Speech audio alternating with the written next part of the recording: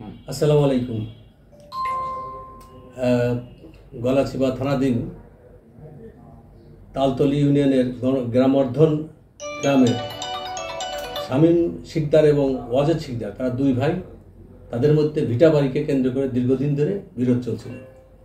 গত 13/2/2025 তারিখ বিকাল অনুমান 3:30টার সময় এই বাড়ির ঘর উঠানোকে কেন্দ্র করে দুই পক্ষের মধ্যে মারামার সৃষ্টি হয়। এক পর্যায়ে কুদ্দুস শিকদার, তার ছেলে এনামুল, স্ত্রী মেয়ে মিলে ওই শামীম শিকদার এবং তার পিতা ওয়াজেদ শিকদারকে বেদম প্রহার করে এবং মারপিট করে।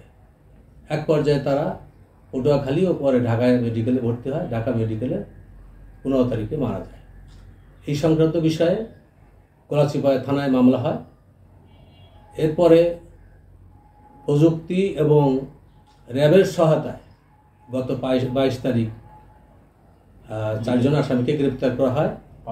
পাবনা থেকে তাদেরকে গ্রেপ্তার করে আমাদের থানা পুলিশের সহায়তায় এবং পুলিশ সুপার স্যারের নির্দেশে তাদেরকে আনা হয়। এবং এই সংক্রান্তে আসামি কুদ্দুস, তার স্ত্রী রেহেনা বেগম, তার ছেলে এনামুল এবং তার মেয়ে মোসাম্মদ সুখী বেগম, এই 4 জনকে থানায় আনা হয়।